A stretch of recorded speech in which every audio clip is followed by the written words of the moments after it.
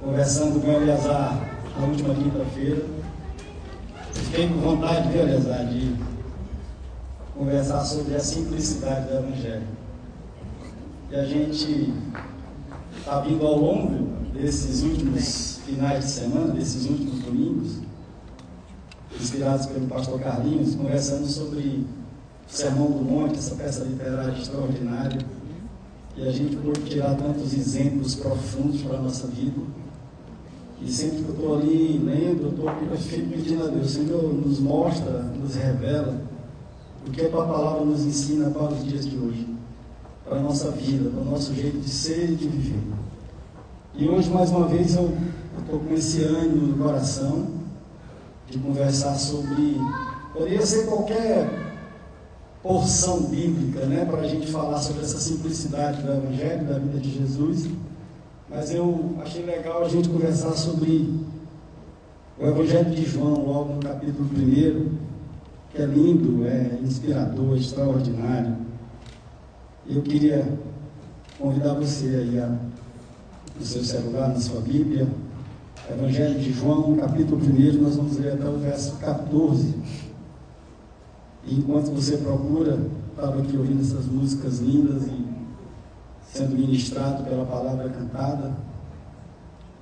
E é muito bom a gente ouvir de Deus dizendo assim, ó, fique em paz. Todo trabalho é meu. Seu trabalho é descansar em mim.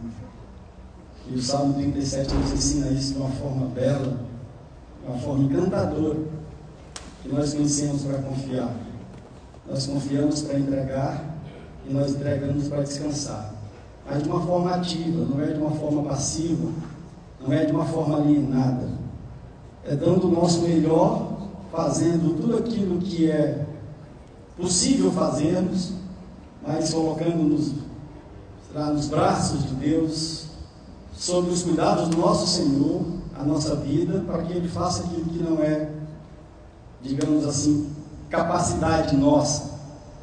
Eu imagino que Deus quer que a gente vá no limite das nossas forças para tentar realizar aquilo que nós podemos realizar.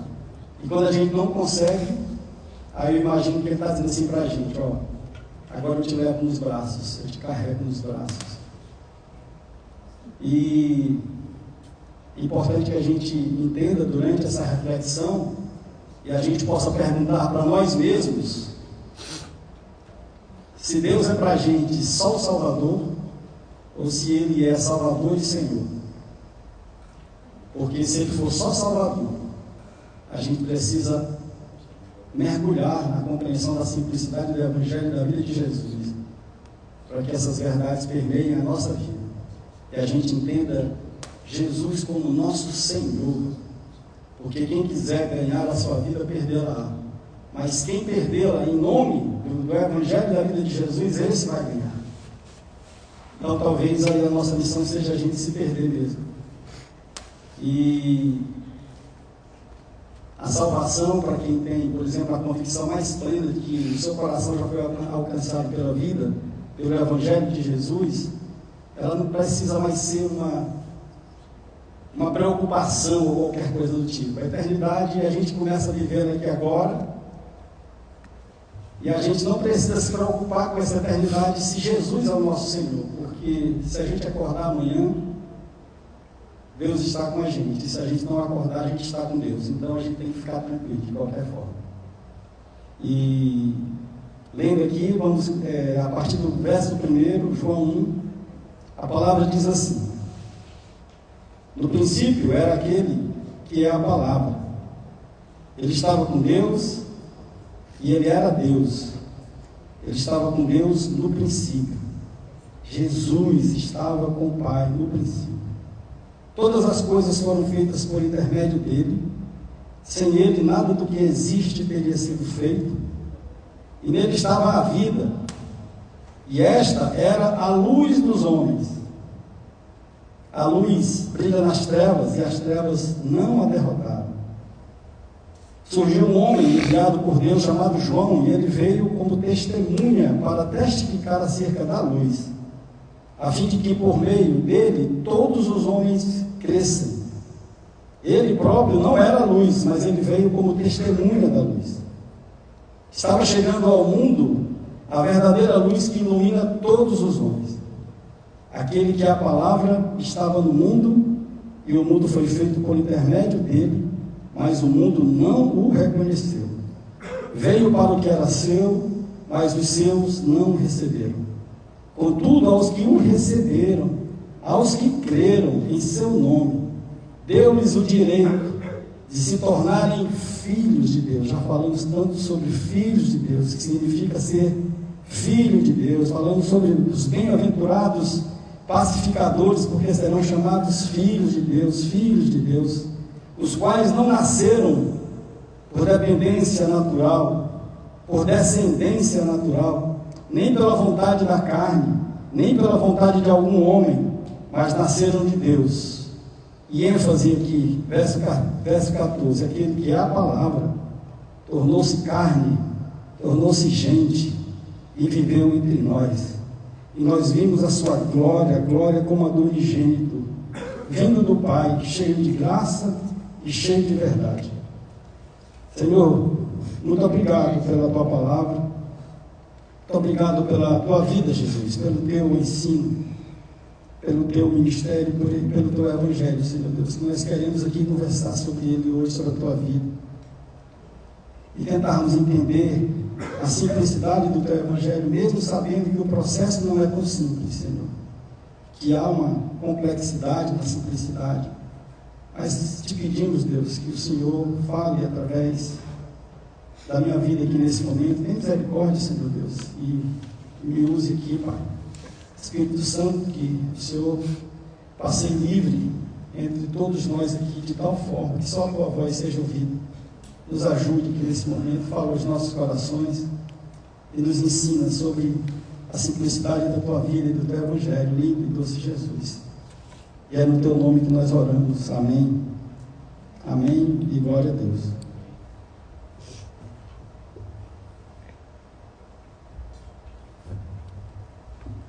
Leonardo da Vinci disse que o mais elevado nível, estágio ou grau da sofisticação é a simplicidade. E eu acredito demais nisso para todas as áreas da minha vida. Eu imagino que a beleza, que o êxito, que a eficácia, que todas as bênçãos e coisas boas estão na simplicidade. Isso, inclusive, é um assunto, muitas vezes, não é de discussão não, é de uma conversa assim, mais acalorada entre eu e minha galerinha, porque assim, puxa, é natural da mulher e a gente entende isso, mas se vai para uma festa de casamento, é aquela coisa, porque o vestido não está assim, porque o vestido não está assado, e eu sempre costumo dizer, ei galerinha, calma, porque está belo, está bonito, tá, não se preocupa não com esse detalhe. E aí eu fico, puxa vida, para mim quanto mais simples, mais belo. Quanto mais simples, mais belo. Mas não tem jeito, é assim, é aquela coisa mesmo, da natureza, né, de natureza feminina, que quer ficar bonita, quer ficar, isso é belo, isso é legal demais. Mas às vezes essa beleza, ela está na simplicidade, às vezes assim, a gente vê uma coisa sem tanto brilho, sem tanta pompa, sem tanto, digamos assim, sem tanto algo mais, a gente vê uma beleza extraordinária. Eu, por exemplo, amo a simplicidade, acho que no trabalho, na vida, na caminhada com Cristo, nas diversas áreas da vida, quanto mais simples, melhor.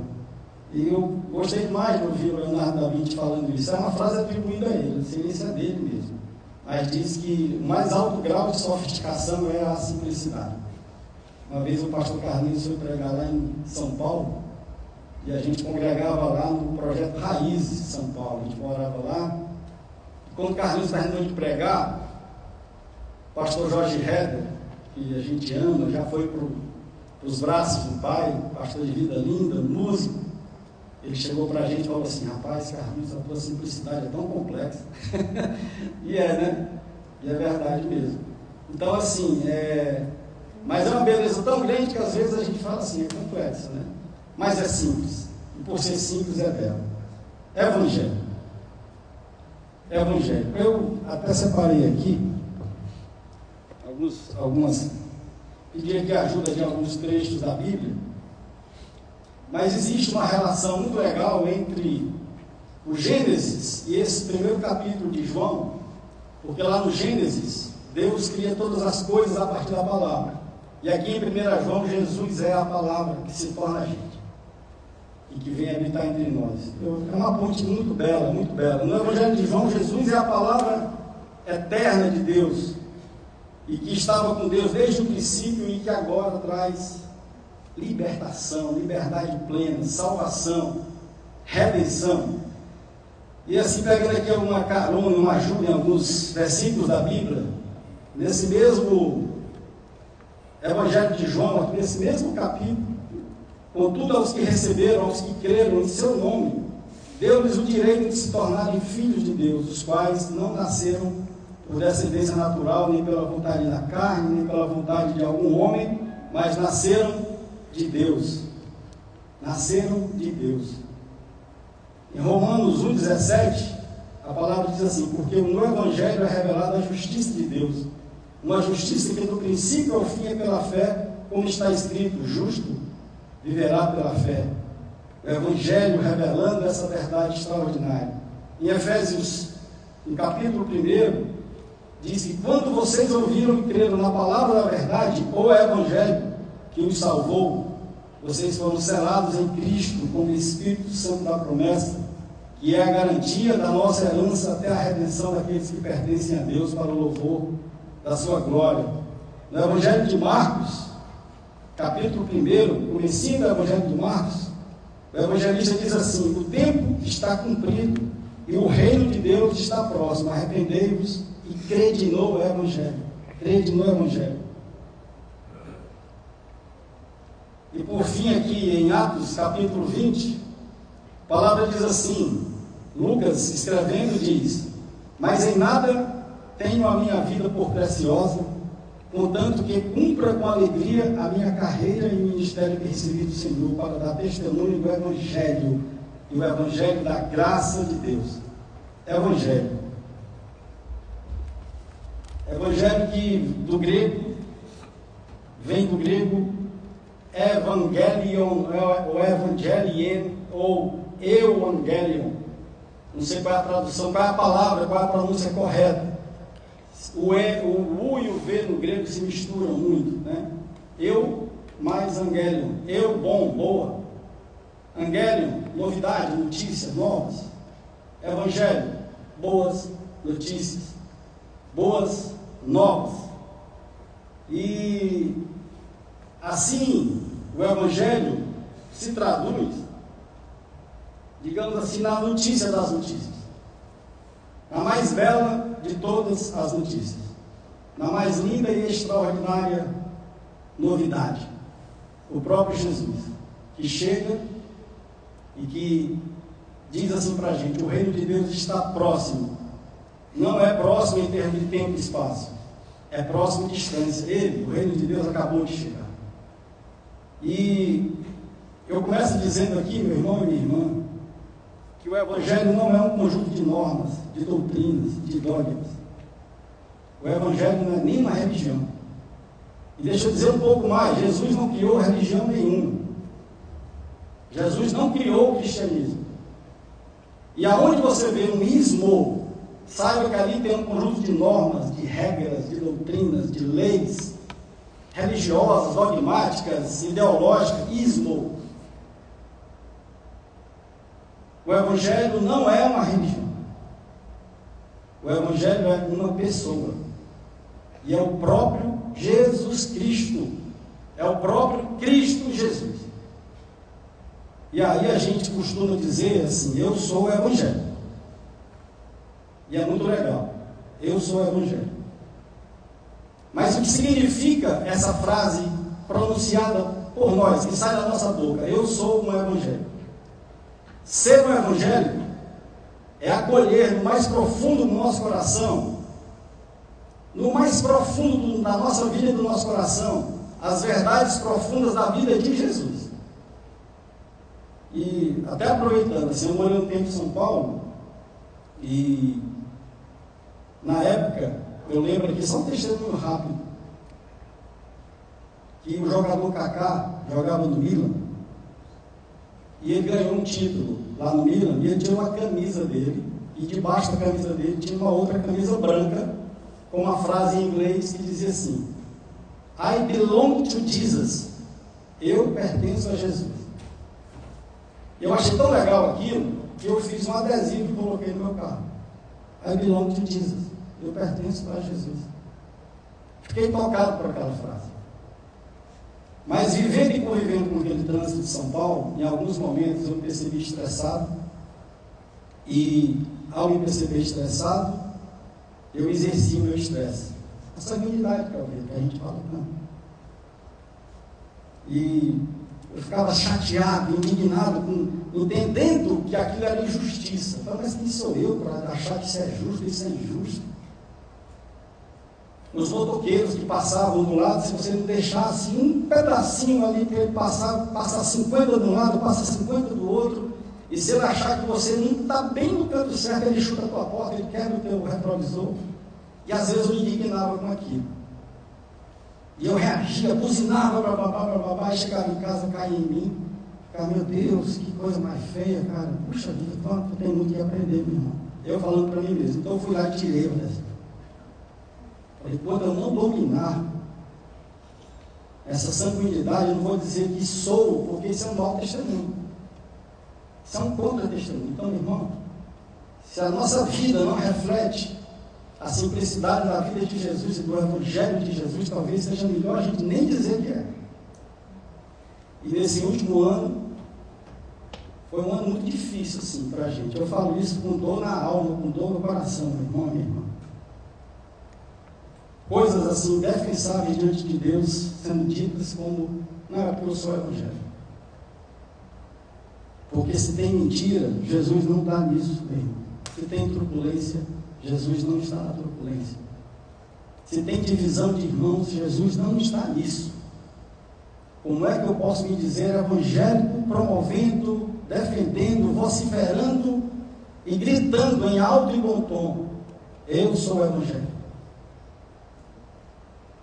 Talvez fosse melhor ficar calado, porque essa expressão é um contra-testemunho que vai afastar as pessoas muito mais do que atrair as pessoas para Cristo Jesus.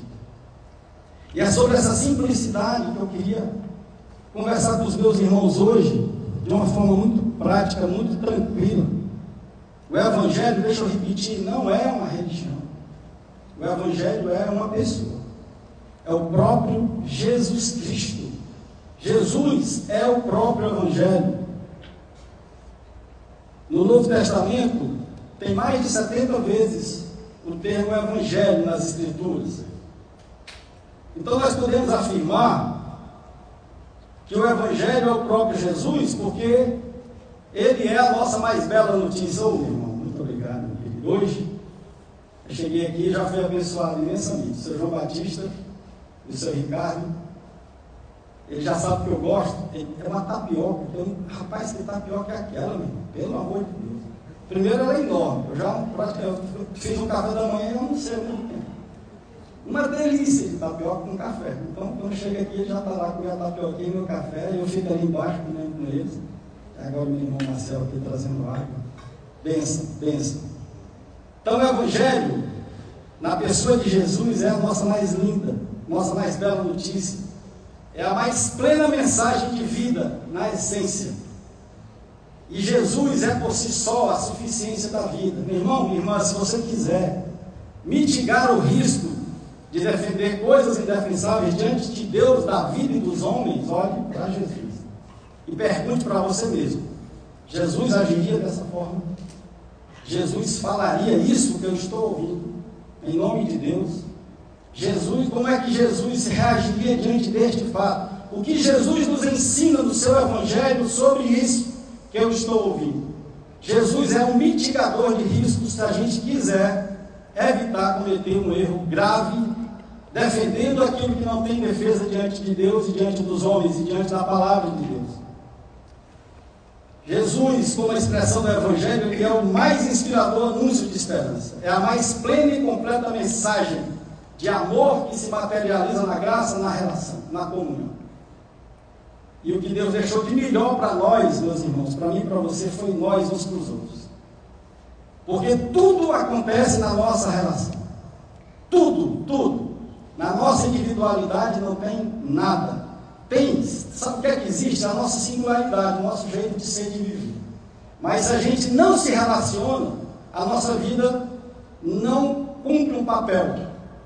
Nós só vamos revelar Deus nas nossas relações, vivendo as suas virtudes uns com os outros, para que esse testemunho ele rompa as fronteiras da minha vida e impacte a vida de outras pessoas. É só na relação, é só na comunhão. É por isso que a comunhão do Espírito Santo de Deus.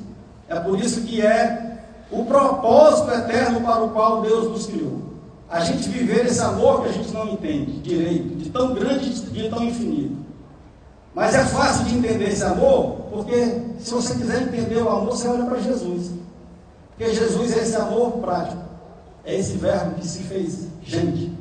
É esse Deus que abriu mão da sua glória. É esse Deus que se fez um de nós.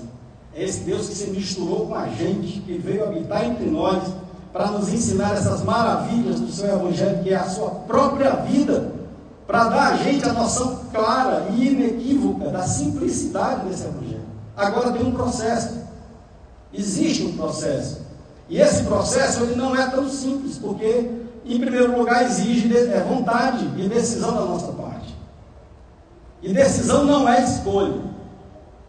Escolha é você entrar no avião, a comissária se aproxima de você e pergunta: você vai jantar, exemplo? Aí ele pergunta assim: quais são as opções? Aí ela diz: sim ou não? Né? Sim ou não? Porque a escolha seria eu escolher entre pão, entre carne, peixe ou frango. Mas a decisão é sim ou não. Vai comer ou não vai comer? E o Evangelho está muito mais ligado à decisão do que às escolhas. Jesus vem para nos dar esse referencial simples dentro de um processo que vai exigir da gente, que vai exigir decisão. E o primeiro ponto é a gente orar para que esse processo seja desejado no nosso coração. Porque quando ele é desejado, aí ele se transforma no dínamo, na dinâmica. Porque tudo na vida é movimento, meu irmão e minha irmã. A primeira manifestação do Espírito Santo foi o quê? E o Espírito Santo, o que acontecia? Lá no Gênesis, ele se movimentava sobre as águas, não é assim que a palavra diz? A primeira expressão de vida por meio do Espírito Santo é a expressão do movimento, porque a vida é movimento.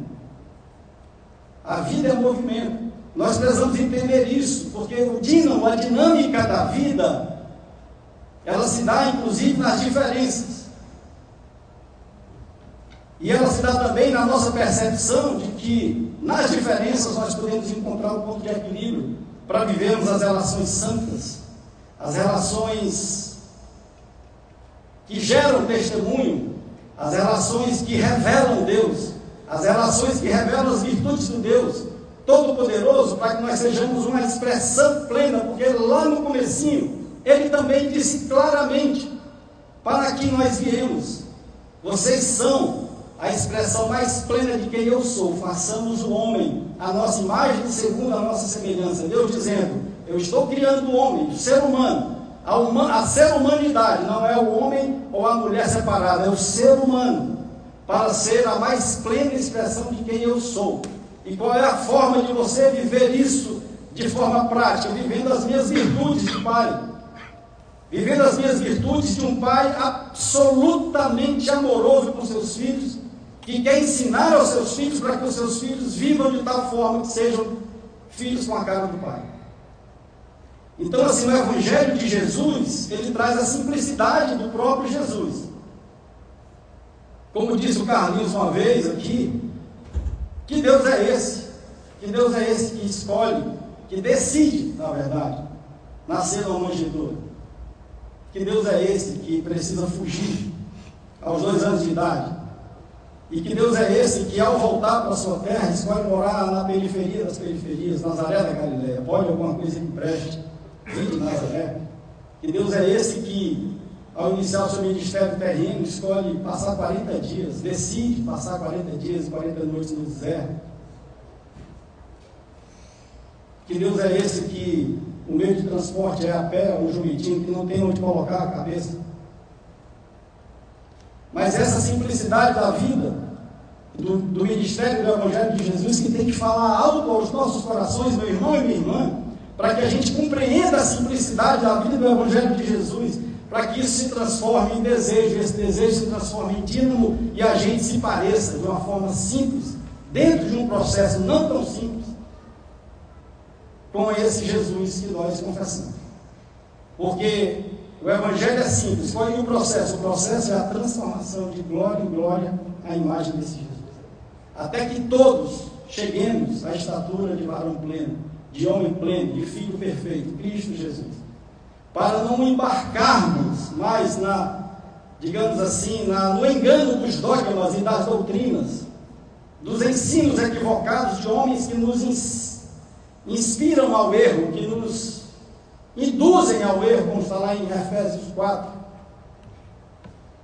Esse é o processo de transformação de glória em glória. E deixa eu dizer algo isso aqui está muito claro no meu coração, meu irmão e minha irmã, e precisa ser claro para a gente, para produzir libertação. Não se preocupe, a gente é pecador, a gente é falho, nós somos imperfeitos. Nós temos aí coleções e coleções de defeitos, mas isso não é o mais importante.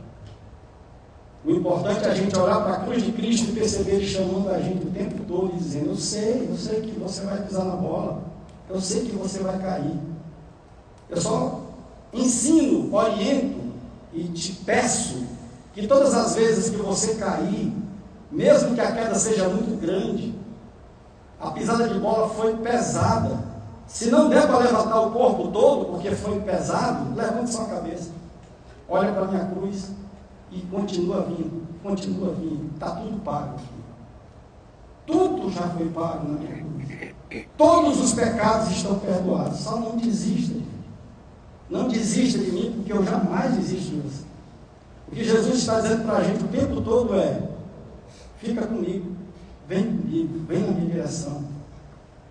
Continua, segue nesse processo de assemelhamento, mesmo imperfeitos, porque nós somos imperfeitos e cheios de defeitos, é verdade, mas nós somos pessoas que podemos ser completas e plenas.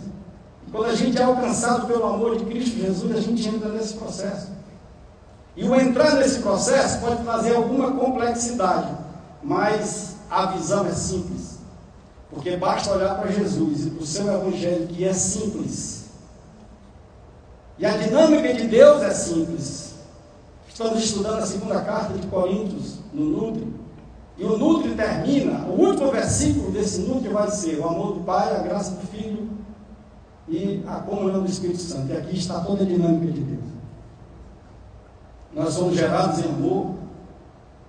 Essa semente incorruptível do amor, que é o amor do Pai, que se manifesta de forma prática na graça do Filho. É por isso que é prático, que a gente vê, Jesus veio, que coisa mais prática do que Jesus?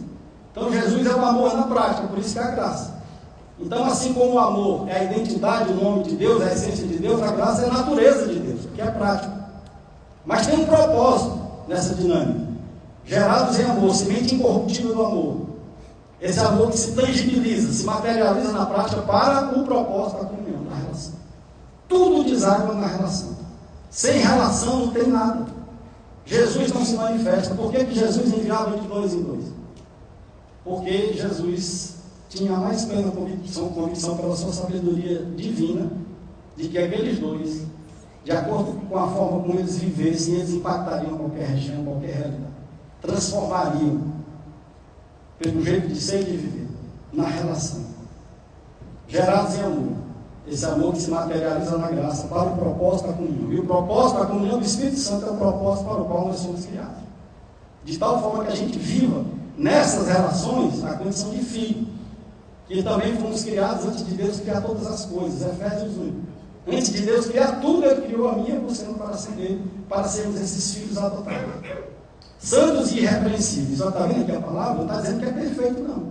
Está dizendo que nós somos pecadores dentro de um processo de aperfeiçoamento, dentro de um processo de transformação de glória em glória à imagem dele, até que todos nós cheguemos à estatura de varão perfeito.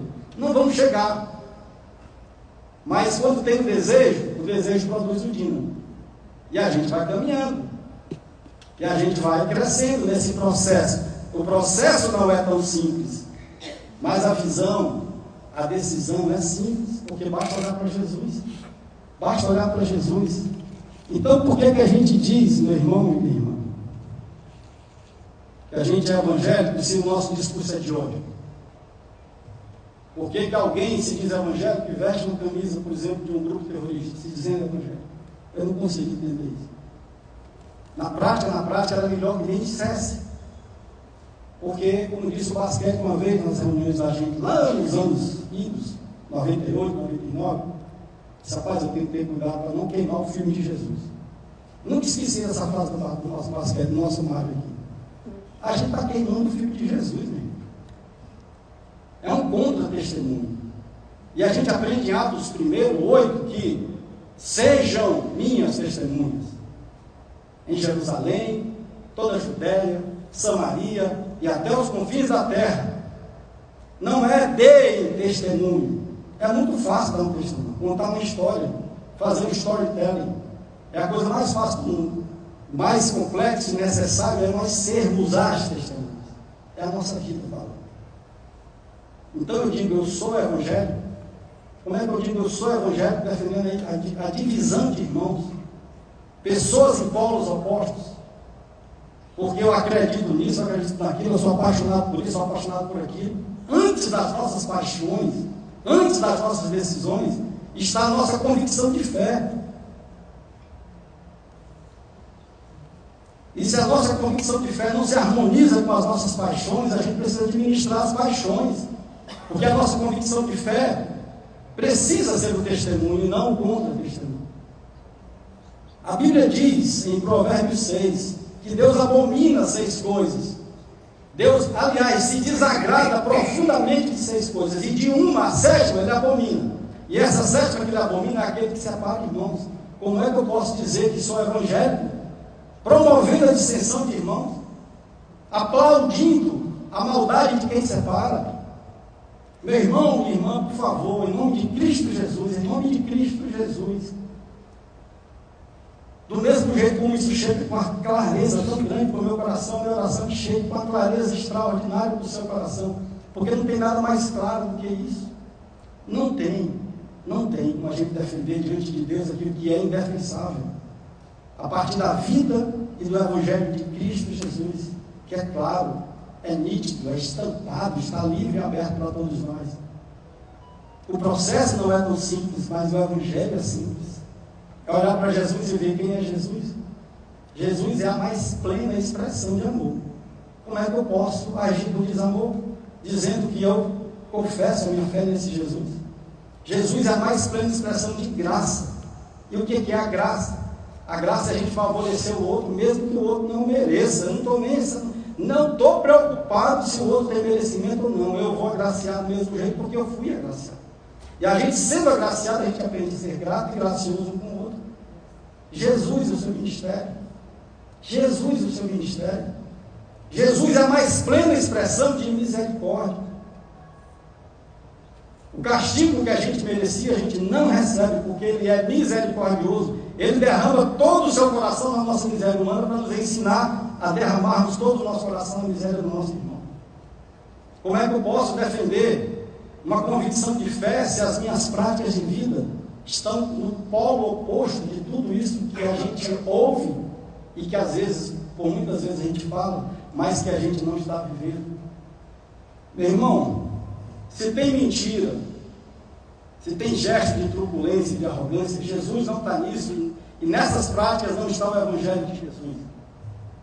Nós precisamos entender isso de uma forma muito cabal, porque isso é basal, é elementar. E se de alguma forma eu não administro a tal ponto de viver isso correntemente, talvez seja melhor a gente até ficar calado, não dizer nada, não confessar a nossa fé. Porque ao confessarmos a fé praticando aquilo que diante de Deus é indefensável, nós estamos afastando e não atraindo as pessoas para Cristo. E não se preocupe, nós somos falhos e imperfeitos, mas o coração deseja, produz a dinâmica para a vida e a gente entra no processo, nós vamos crescendo. Né? Isso é palavra, isso é promessa, isso é o próprio Evangelho de Jesus. É assim, vai acontecer desse jeito. Não tenha dúvida disso. Jesus não está na maldade, não está no engano, não está nas práticas que dividem. Jesus não está nos vícios da religiosidade. Que é aí onde está o grande problema. Porque a religião não está preocupada com a comunhão verdadeira. A religião está preocupada em promover o resultado, o desempenho. E não tem nenhum problema a igreja crescer, porque o menino crescia. Como é que o menino crescia? Ele crescia em graça, em conhecimento e em estatura. Então não tem problema, a igreja pode crescer. Agora a igreja não pode crescer se corrompendo, vendendo a sua própria alma, pelo fato de produzir desempenho, crescimento. Não é desse jeito, porque dessa forma o que acontece? Nós temos aqui o bairro do Brás em São Paulo, com a maior concentração de megatemplos do mundo, e uma comunidade completamente perdida ao seu redor. Uma igreja que não salva e uma igreja que não ilumina. Porque não é relacionamento que está como prioridade. É só a religião e o seu crescimento quantitativo que está em voga. Então, por que nós nos dizemos evangélicos praticando coisas indefensáveis diante de Deus? Lições simples para concluir. A lição mais simples, meu irmão e minha irmã. A lição mais simples. A gente pode ir lá para o livro de Atos também, está lá. A igreja primitiva nos dá uma lição extraordinária. Ela não tinha templo, né, Eleazar? Não tinha Bíblia, não tinha nada. Só tinha a fé. E não precisa mais do que isso. Mas o que é que diz? Atos 2, a partir do 42. E eles perseveravam. Olha aí o dínamo, a vontade, a decisão. E eles perseveravam no ensino dos apóstolos, na doutrina. Porque a convicção é aprender, conhecer, prosseguir em conhecer. Porque quanto mais a gente conhece, mais a gente alimenta a nossa fé. Porque a nossa fé vem pelo ouvir e ouvir a palavra de Deus. E mais a gente se transforma em filhos maduros. Que mesmo sendo puros, não são ingênuos. São maduros. Para não serem induzidos a erros por falsos ensinos, por homens perversos, que lideram, que induzem a esse erro. E eu falo isso, mais uma vez eu quero dizer, meu irmão, pode até ter um tom de denúncia, mas eu falo isso com profunda dor no coração, porque essa esmagadora população de pessoas que está aí dizendo, eu sou evangélico, sem olhar para Cristo Jesus, olhando só para as práticas e para os vícios da religião. E vivendo a construção da criatividade humana, vivendo a invencionice da criatividade humana como referência de fé e não o evangelho genuíno de Jesus, que é amor, graça, comunhão, bondade, compaixão, tudo isso no propósito das relações com os outros, perdão, misericórdia, as virtudes para as quais nem de lei precisa. Gálatas 5:22. Porque a nossa vida, ela é uma expressão do evangelho quando ela produz o fruto. E mais uma vez, João 15, Jesus é o agricultor, Deus Pai é o agricultor, Jesus é a videira verdadeira e nós os ramos. A gente só recebe a seiva da vida se a gente estiver plugado na videira. Porque se a gente não estiver plugado na videira, a gente vira um galho seco que só serve para ser queimado. O jeito da gente viver a expressão das virtudes do nosso Pai é estarmos plugados àquele que é o próprio Evangelho, Cristo Jesus, bebendo da seiva da vida. Quando a palavra diz para produzir o fruto, você vai ver lá em João 15 que é no singular, o fruto. Por quê? Porque o fruto é o próprio Jesus. Então produzir o fruto é ser como Jesus. Então ser evangélico é ser como Jesus e não como a religião. Meu irmão, que o seu coração absorva isso de uma forma alegre, pacificada, leve e inspiradora, a despeito até de uma forma mais contundente, como a gente esteja falando aqui, porque a decisão é trazer algo para a gente conversar que nos até desconstrua de alguma forma, para a gente viver, porque se não for para viver, não vale. Paulo, escrevendo a Tito, ele diz que a graça só nos salva quando ela nos inspira para viver aquilo que a gente aprende. Se for só para entesourar o conhecimento, de nada vale. É para a vida. E não se preocupe, mais uma vez eu estou dizendo, não se preocupe com perfeição. Nós somos pecadores mesmo, mas deseje para entrar no processo. Porque o processo, ele não é tão simples quanto a visão, quanto o próprio Evangelho, quanto a própria vida de Jesus, mas quando o coração deseja, a gente entra nesse processo, a gente vai sendo transformado. De glória em glória. Jesus, a sua vida, o seu Evangelho vai nos conduzindo. E eles perseveravam na doutrina, mas eles perseveravam também aonde? Na comunhão, nessa relação, uns com os outros, uns para os outros. E a comunhão é o propósito eterno de Deus para a nossa vida, para a sua vida, para a minha vida. A vida só faz sentido na comunhão.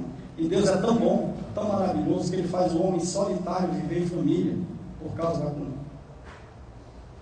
Por causa da família de Deus. Nunca esqueça disso. O unigênito, quando veio, o Filho único, quando veio, Ele decidiu se transformar no primogênito de Deus. O unigênito agora é primogênito. Primeiro de muitos irmãos. Ou seja, o Filho único agora é primeiro filho de muitos outros filhos. Eu e você. Jesus vem e nos transforma em família de Deus. Porque agora nós somos filhos de Deus e irmãos em Cristo. E Jesus é o primeiro de todos nós, os irmãos.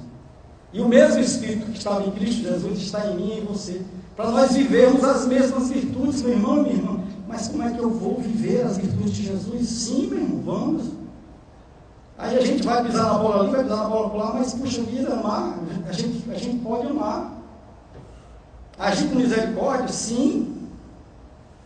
Aprender com o próprio Jesus, a partir da sua graça, para nos transformarmos em pessoas gratas e graciosas umas com as outras, sim, claro que sim. Essa chama vai alimentando o coração da gente. E a gente vai vivendo isso, na essência, meu irmão, acredite. Porque é o próprio Jesus nos conduzindo nessa jornada. E eles perseveravam no conhecimento, na comunhão, mas também no partir do pão. Meu querido, olha que lição extraordinária, simples da igreja primitiva para a nossa vida. A mesa de Jesus. Porque se a gente não entender a mesa, a gente vai ter dificuldade de entender a cruz. Porque é na mesa que Jesus está nos ensinando. Jesus não foi traído na cruz, Jesus foi traído na mesa. E Jesus sabe tanto que a mensagem da mesa é absolutamente indispensável para mim e para você, que como ele não podia repetir a cruz, ele repetiu a mesa. No caminho de Emaús, quando é que ele foi reconhecido? Quando ele partiu e repartiu o pão.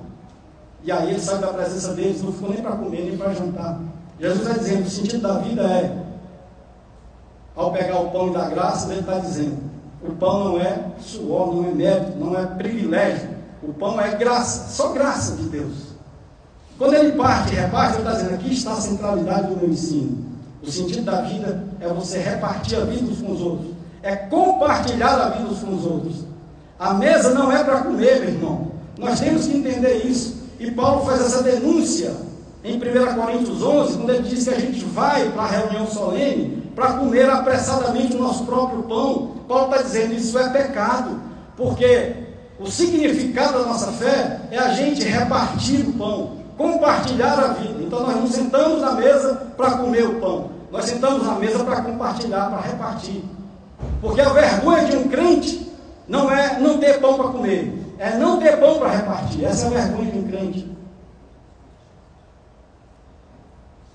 E eles perseveravam na doutrina dos apóstolos, na comunhão, no partir do pão e nas orações. Oração que nos dá intimidade, amizade com Deus. Oração que fala aos nossos corações. Porque, meu irmão, a oração, às vezes, por vezes, talvez a maior parte das vezes, ou talvez na essência, é para a gente ouvir a voz de Deus. Entra no teu secreto. Para que entrar no nosso secreto? Que o Carlinhos nos ensinou aqui, que chama Tameion, que é como se fosse um lugar bagunçado da nossa alma. Entrar no secreto é entrar no nosso quarto, na casa do Pai. Porque o quarto pode até ser nosso, mas a casa do Pai. Ele já está lá, falando. Deus está o tempo todo falando. Então, quando a gente ora para entrar numa conversa que Deus já está tendo com a gente. Para quê? Para entender, para ouvir, para discernir a vontade do Pai. Meu irmão, minha irmã, oração é um jeito de ser e um jeito de viver. Nós oramos enquanto vivemos e nós vivemos enquanto oramos. A oração não é uma prática. Jesus está dizendo lá no Sermão do Monte, no capítulo 6, quando nos ensina a oração. Não é uma mera repetição, não é um gesto hipócrita daqueles que se colocam nos cantos das praças para ser visto pelos homens. E também não é uma reza repetitiva. Como quem diz assim, eu vou rezar tanto, eu vou repetir tanto, até que Deus descruze os braços e venha em meu favor. Não. Paulo está dizendo isso em Coríntios, dizendo assim, isso é a reunião solene. Você vai para a reunião solene pela carência, pelo interesse próprio de resolver o seu problema. Mas o encontro é diferente. O encontro é quando a gente senta à mesa para compartilhar. O encontro tem a ver com vidas compartilhadas, repartidas. A reunião solene tem a ver com o meu interesse, única e exclusivamente. A oração que nos ensina que a gente não precisa nem pedir por nós mesmos. Porque na onisciência de Deus, Ele sabe o que a gente precisa. Antes mesmo de nós sermos gerados no ventre da nossa mãe, Ele já sabe todas as coisas sobre nós. Sabe tudo que a gente precisa. Quando a gente ora pelo outro, quando a gente intercede pelo outro, Ele vem em nosso favor e realiza em nós o que nós precisamos no tempo dele, conforme o propósito dele para mim e para a sua vida, para a minha vida e para a sua vida. A oração intercessória, a oração altruística, que não é aquela oração do pedido, da reza repetitiva, me dá.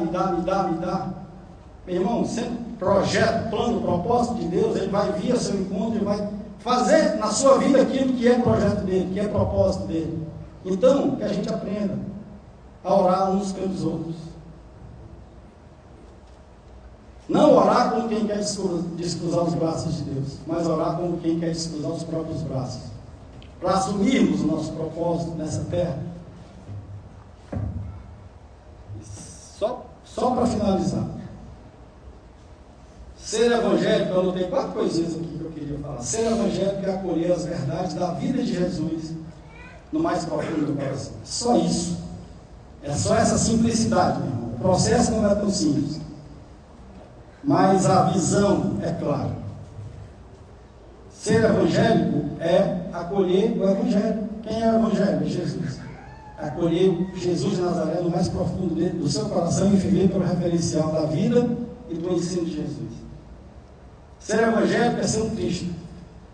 Não vivo eu, mas Cristo vive em mim. E o nosso nome é Cristo. Porque ser cristão é ser um pequeno Cristo. É viver na vida prática, no jeito de ser e de viver as virtudes do nosso lindo e doce Jesus. Em meio à nossa falibilidade, à nossa fragilidade. Né? Paulo falou tanto disso, né, Eleazar? Nesse capítulo 11. Eu levei dos meus compatriotas 39 chibatadas 5 vezes. Eu fui açoitado de vara 3 vezes. Eu naufraguei 3 vezes. Eu fui apedrejado, eu andei nu. Eu andei no frio, fui perseguido nas ruas, nos mares, nos rios. Mas é esse mesmo Paulo que diz, não vivo eu, mas Cristo vive. É esse mesmo Paulo que diz, posso todas estas coisas em nome daquele a quem eu confesso como Senhor e Salvador. Posso todas as coisas em Cristo Jesus, o meu Senhor. E a gente precisa aprender que ser evangélico é ser um Cristo no meio da nossa fragilidade. E Paulo ele dizia assim, se há alguma coisa em que eu me glorio, são as minhas fraquezas, porque quando sou fraco, aí eu sou forte. É na fragilidade mesmo, irmão. Não se preocupe com perfeição, não é disso que a gente está falando. Estou falando de todos nós, pecadores, mas que, uma vez alcançados, entra no processo de transformação de glória em glória, ao assemelhamento de Jesus. E isso é suficiente para a gente seguir avançando. Por fim, ser igreja é ser o corpo que vive as virtudes de Jesus nos ambientes da vida. É na vida. Não é no templo. Porque a igreja vem até para o templo. Mas é ser igreja aonde a gente ocupa os espaços. Nós somos a igreja que vai para o nosso condomínio. Nós somos a igreja que vai para o nosso trabalho. Nós somos a igreja que vai para o nosso trabalho, para a faculdade, para o colégio, para a rua, para o banco, para o shopping. E nós somos a igreja que vem também para o templo, que é muito bom isso aqui. A gente é um encontro, a gente convive, a gente permuta, ou a gente mistura, melhor o termo, a gente mistura as nossas realidades. Isso é bom demais. Meu Deus, abraçar os meus irmãos que eu amo. Tem coisa melhor do que isso. É uma energia, é um combustível. É bom demais. Mas a igreja não é o templo, não é a instituição. A igreja somos nós. E a igreja é aquela que ocupa os espaços da vida como um Cristo ocupa. A igreja somos nós ocupando os espaços da vida, vivendo essas virtudes. Se em algum momento eu estou defendendo algo indefensável diante daquilo que é claro no ensino de Jesus, meu irmão, minha irmã, não tem como a gente defender aquilo que não tem defesa. Porque a gente cria dois problemas, amigo. A gente passa uma imagem muito ruim, essa é um fato. A gente defende aquilo que não tem defesa, é tão fácil ver. Gente, por que a pessoa está defendendo isso? Como é que alguém pode defender a dissensão, a maldade? Como é que alguém pode defender isso aqui que a gente está vendo claramente que tem uma maldade grande por trás? Essa não é uma expressão de um filho. A expressão de um filho é no meio da sua falibilidade. É a busca de viver um processo. Se parecendo, se parecendo, se parecendo, se parecendo, para ser um filho com a cara do pai. Na maior possibilidade possível das nossas forças humanas. Ser evangélico é viver o evangelho que é o próprio Jesus. E, portanto, meu irmão, minha irmã, é viver a vida de Cristo, pleno de amor, por meio da graça, nas nossas relações, em todos os ambientes da vida. Que esse evangelho simples possa ocupar um espaço no nosso coração. Mais uma vez eu digo, para concluir, é só olhar para Jesus, irmão. Se o Deus que você confessa não é o Deus a quem Jesus chama de Pai, dá uma parada aí, porque a gente precisa recomeçar tudo de novo. O Deus dos que se dizem evangélicos é o Deus a quem Jesus chama de Pai. Porque é muito fácil pegar um versículo lá do Velho Testamento, movido a uma dureza de uma história contada, de uma narrativa de um fato histórico, e transformar aquilo em verdade, em dogma e em doutrina. Não é disso que Jesus está falando. E não é isso que Jesus está nos ensinando. Jesus é a suficiência da vida, meu irmão e minha irmã.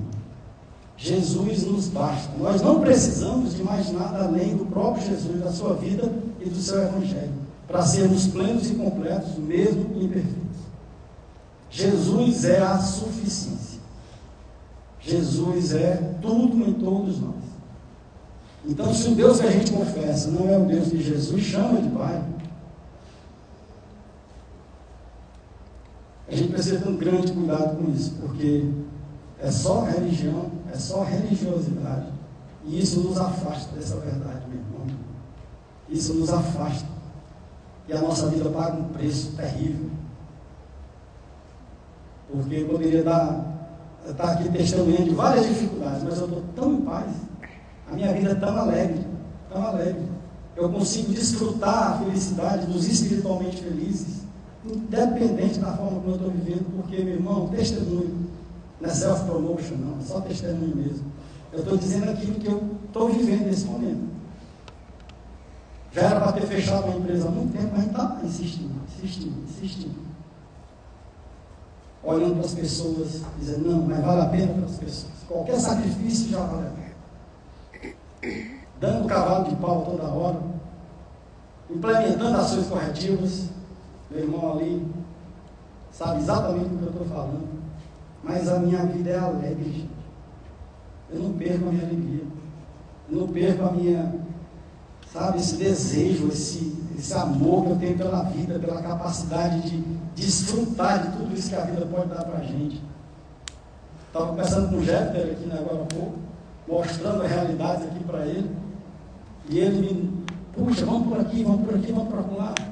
Puxa, já clareou um monte de coisa na minha cabeça.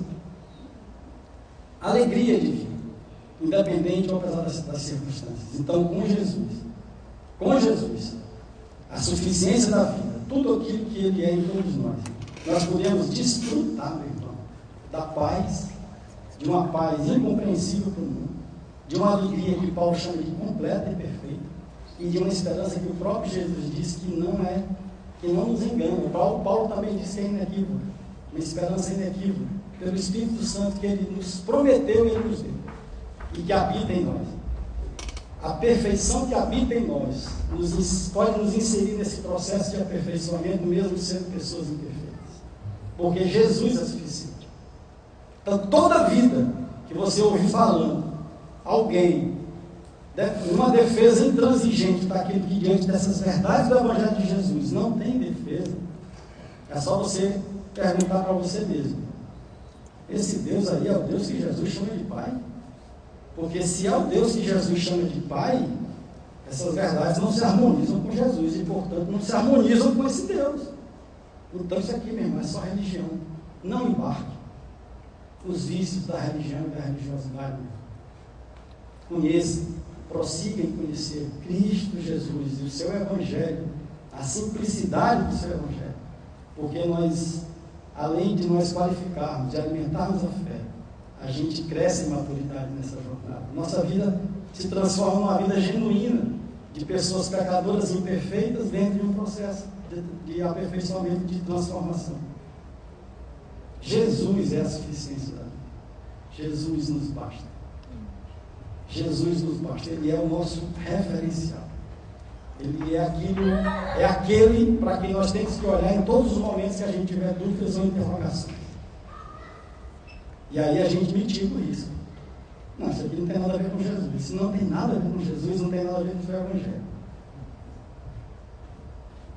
E a gente precisa discernir isso com maturidade. Vamos orar mais uma vez. Senhor, muito obrigado. Te agradecemos pela tua palavra. Te agradecemos, Deus, pela simplicidade do teu Evangelho, Jesus. Muito obrigado, Senhor Jesus, porque o Senhor veio. O Senhor decidiu vir. O Senhor decidiu abrir mão da sua glória e veio aqui ser um de nós, se misturar com a gente. Muito obrigado, Senhor Deus, porque o Verbo que é o Senhor Jesus, desde a eternidade, agora é um de nós, para nos ensinar todas essas maravilhas, para falar aos nossos corações da simplicidade da sua vida e do seu Evangelho, para gerar em nós o desejo de entrarmos nesse processo de assemelhamento a Ti, Jesus. Obrigado. Obrigado, Senhor Deus, porque mesmo sendo Deus, o Senhor não se apegou ao fato de ser Deus, e se fez um de nós, se fez servo, e humilhou-se a uma morte de cruz, para que por meio da nossa fé, Senhor Deus, tudo já foi resolvido na nossa vida, todos os pecados foram perdoados, não tem mais muro, não tem mais separação. O Senhor agora nos reconciliou com o nosso Pai, por meio do seu sacrifício pleno e perfeito. Muito obrigado, Senhor Jesus. E é por isso, Deus, que nós não precisamos mais escolher lados, Senhor Deus. Nós só precisamos entender o nosso lugar diante da Tua palavra, do Teu ensino, do Teu Evangelho. E o nosso lugar, Senhor Deus, nós te agradecemos porque essa claridade vem para o nosso coração. É o lugar de filhos que ocupa os ambientes da vida, refletindo as Tuas virtudes e o Teu caráter. Nos ensina mais e mais, Senhor Deus. E mais do que isso, Paizinho, como todas as coisas vêm de Ti, que o Senhor possa alimentar no nosso coração o desejo de entrarmos nesse processo, de sermos um reflexo de quem Tu és, de vivermos a Tua vida, de termos uma vida cristificada, pela certeza e pela convicção de que o Senhor é a suficiência da vida. Nos ajude, Deus, nos ajude, vem na nossa direção, preenche os espaços da nossa interioridade, dá-nos essas convicções do Senhor Deus, as convicções certas, para que nós possamos viver nos ambientes e nos espaços da vida, como o próprio Filho, porque o mesmo Espírito que estava nele está em nós para esse propósito, em nome de Jesus. Nos ajude, Senhor Deus, e muito obrigado. Muito obrigado pela decisão divina. Muito obrigado pela decisão de mesmo sendo Deus descer. Um Deus que decide descer. Muito obrigado, Deus. Que essa pedagogia, Senhor Deus, permeie o nosso coração e a nossa interioridade de uma forma tal, Deus, que isso gere desejo de um Deus que desce, só para nos abençoar, para ser o nosso Senhor, para ser o nosso Salvador, para ser a essência da vida em nós. Obrigado, Deus, obrigado. Dá-nos uma semana muito abençoada, dias abençoados e abençoadores, e que o amor de Deus, o Pai, que a tua essência, o teu nome e a tua identidade, que a graça bendita, extravagante, maravilhosa, extraordinária de Jesus, o Filho, a natureza de Deus, que seja a nossa natureza também, que o ânimo, a alegria, a paz, o entusiasmo, as consolações, a comunhão do Espírito Santo de Deus, que é o propósito, que as bênçãos preciosas da Trindade do nosso Pai, de Jesus o Filho e do Espírito Santo de Deus, esteja presente em todos nós aqui nesse espaço, nesse ambiente, mas também com todos os nossos irmãos, aqueles que nos assistem aqui nesse momento ao vivo, mas com todo o povo de Deus ao redor dessa terra, desse planeta, em todo o tempo, em todo lugar. No nome bendito de Jesus, amém. E glória a Deus. Calvinho. É só um aviso, certo? Muito importante.